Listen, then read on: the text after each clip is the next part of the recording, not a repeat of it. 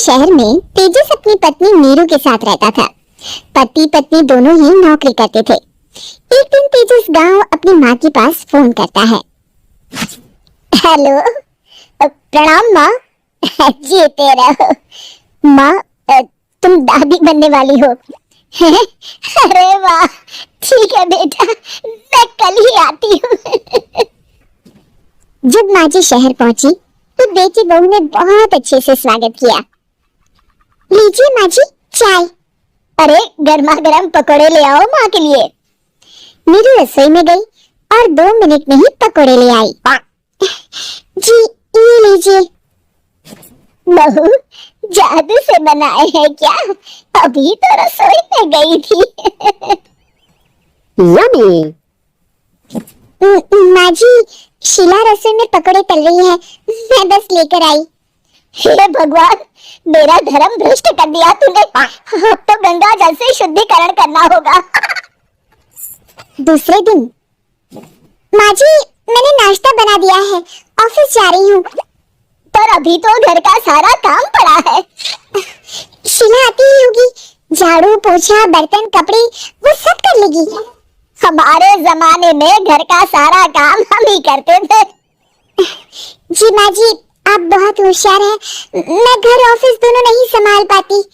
तो जरूरत क्या है घर से बाहर जाकर चाकरी करने की? वैसे भी घर का काम खुद करने से घर में बरकत आती है, समझी? पर माँ जी, पर वर कुछ नहीं, इस महीने की पगार मिले फिर ऑफिस बंद है। हाँ। रात को नीरू तेजस से कहती है, सुनिए जी, माँ जी बोल रही थी कि मैं नौकरी छोड़ दूं। वैसे ठीक ही तो है, अभी तुम्हें आराम की जरूरत है। फिर भी आराम कहाँ, शीला को छुड़ाने के लिए बोल रही थी। तो अब 24 घंटे में इतना काम तो कर ही सकती हो। तो जॉब पसंद है मुझे, घर पर मन नहीं लगेगा। अगले दिन जब दोनों ऑफिस के लिए निकल रहे थे मेरी तो कोई कीमत ही नहीं है इस घर में। माँ जी आजकल महंगाई बहुत है, रहन सहन भी बदल गया है। दोनों नौकरी करते हैं तभी ठीक रहता है। अच्छा, तू कहना क्या चाहती है? मेरा बेटा तुझे बिठा के खिला नहीं सकता?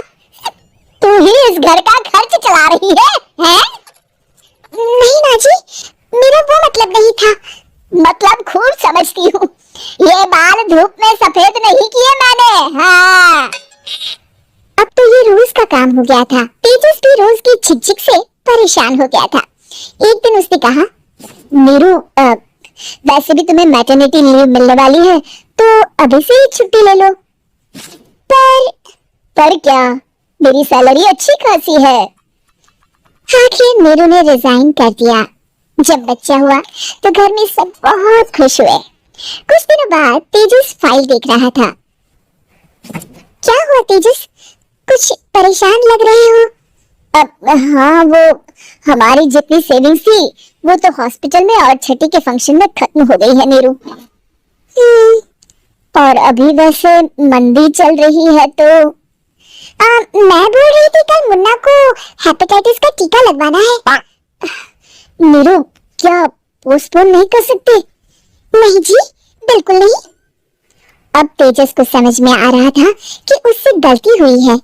पैसों की कमी का असर घर के माहौल पर भी पड़ रहा था। अगले दिन, बेटा मेरा चश्मा और ये दवाइयाँ ले आना, पर्चा देते हुए माँ जी ने कहा। जी। तेजस मुन्ना के लिए दूध का डिब्बा और डायपर भी ले आना, और ये किराने के सामान की लिस्ट है, इसे भी लाना है। तेजस गुस्से में लिस्ट मरोड़ कर फेंकता है और चिल्लाता है, पैसे क्या पेड़ पर उगते हैं? ये ले आना, वो ले आना। अरे पर ये जरूरत का सामान ही है।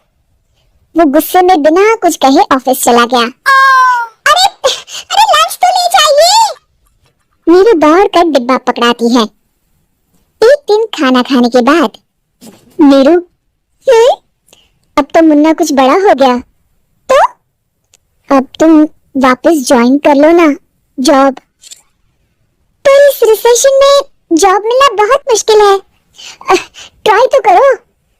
फिर मुन्ना, माँ जी है ना, और एक फुल टाइम मेड भी लगा लेंगे।